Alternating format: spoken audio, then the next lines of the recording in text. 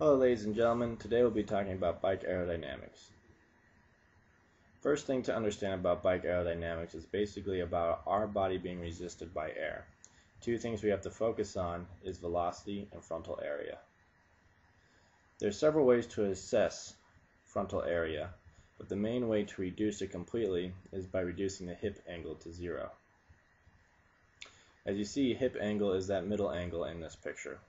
The more we can minimize that, the less air we have resisting our body as we're going through motion. But it's important to note that this is only very applicable to people who are going fast. These pictures of different ways that we can assess frontal area.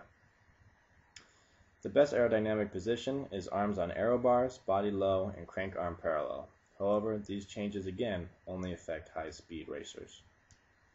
This is the source for this particular study. This next study by Garcia Lopez and colleagues looked at 5 elite cyclists and put them in 5 different aerodynamic positions to see which one was best. They used a helmet as well. Here are the 5 positions. Some have a helmet, some don't. You see that some of these positions exaggerate a very minimal hip angle, while others are more upright. In the results, we see that 4 out of the 5 cyclists did best in the position 3. However, as you can see on the helmet column, not all did the same. Conclusion: the main factor which contributed to increased aerodynamics was BMI. Therefore, the smaller, the better. There is some consensus on aerodynamic position, but not everybody is the same. It should all be individualized. As we start looking through these other studies, we're going to see that speed is an important factor for aerodynamics. In this study, we're looking at aero position versus metabolic cost. Is it really best to sacrifice energy for aerodynamics? It still depends on skill level. So if you are a beginner cyclist, should you really try and sacrifice energy for aerodynamics? Perhaps not, but if you're fast, perhaps yes. The results are thus. If you're going fast, you're wasting about 9 watts of energy while using an aero position. However, you're also saving 100 watts of power due to restrictions and drag. You may see a lot of studies that look at cyclists, but you have to remember that these cyclists may be going much faster than you are. That always has to be taken into account when assuming aerodynamics benefits. Other than altering your position, you can also alter your bike to make it more aerodynamic as well.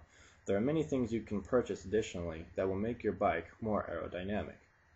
Looking at the wheels, Tu and Sawyers looked at 6 racing wheels and compared the front, side, and yaw angles of wind resistance of these wheels. Here are the 6 wheels they tested.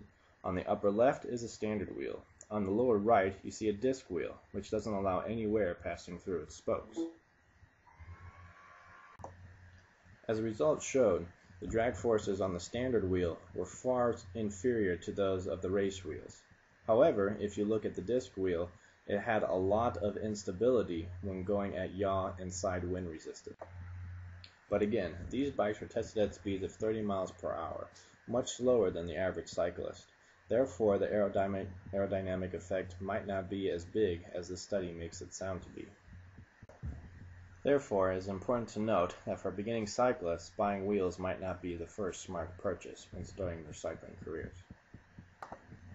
So after all is said and done, what is the smart purchase for the beginning cycler? Well, here's a list of things that you can spend your money on. And as you can see, the price range varies. You can have the best aerodynamic bike set out there and even the best aerodynamic position. However, if you're not going fast enough, you're going to see very few time-saving effects on your actual time trial performance. Therefore, you really have to improve your performance speed, strength, and endurance as a person before you can really get strong effects out of your gear. I hope this has been an informative presentation. If you have any questions, please post in the comments below. Thank you.